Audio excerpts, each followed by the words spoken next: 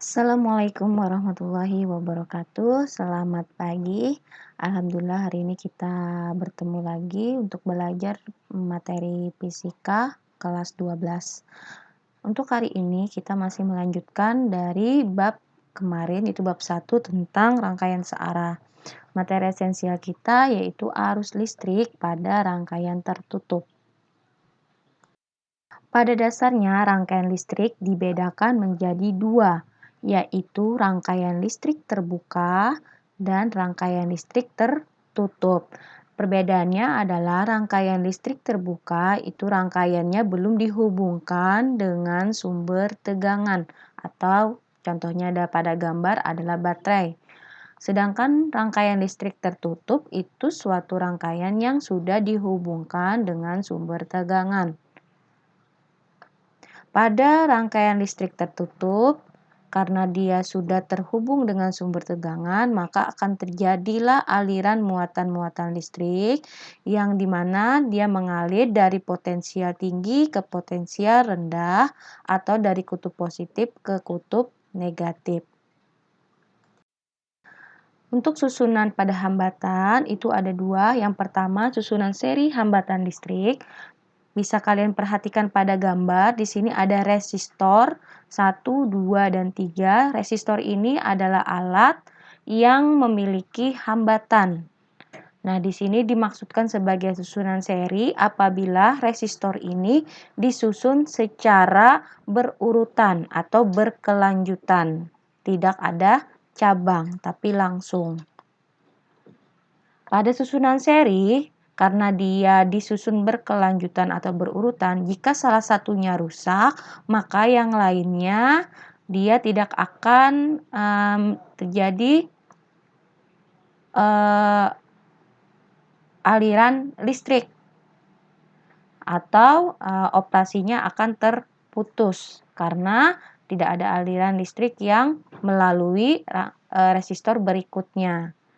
Jadi misalkan satu rusak, maka yang lain tidak bisa bekerja.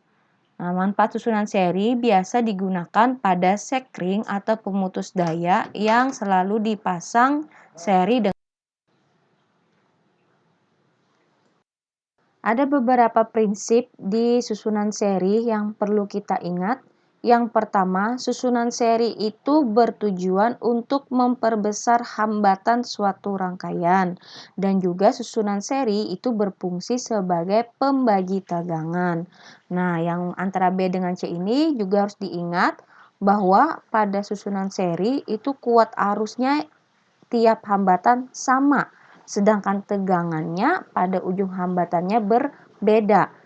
Kalau kuat arus tiap hambatan sama, maka I1-nya sama saja dengan I2, sama dengan I3, sama dengan I yang lainnya sama dengan I seri, diganti dengan I seri. I seri itu kuat arus pengganti susunan seri atau kuat arus total susunan seri. Untuk tegangannya tidak sama dengan, tapi melainkan jumlah tegangan pada ujung-ujung tiap hambatan. Oleh karena itu, tegangan pada susunan seri sama dengan V1 ditambah V2 ditambah seterusnya. Jadi yang sama yang kuat arus listrik kalau tegangannya dijumlahkan.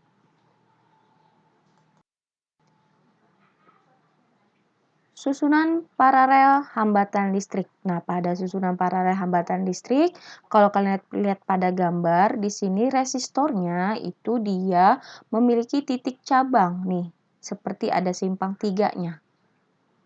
Ya, dia disusun secara bertingkat ya, bukan secara berurutan atau berkelanjutan, tapi bertingkat. Nah, ini adalah ciri-ciri susunan paralel.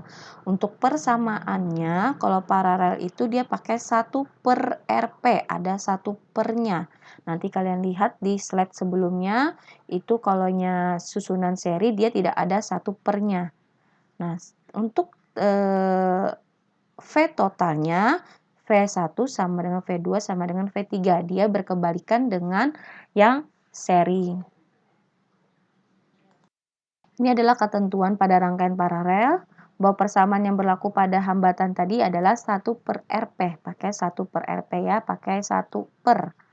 Berbeda dengan seri. Kalau seri langsung RS sama dengan R1 ditambah R2 ditambah R3. Kalau pada paralel dia pakai 1/RP sama dengan 1/R1 ditambah seterusnya.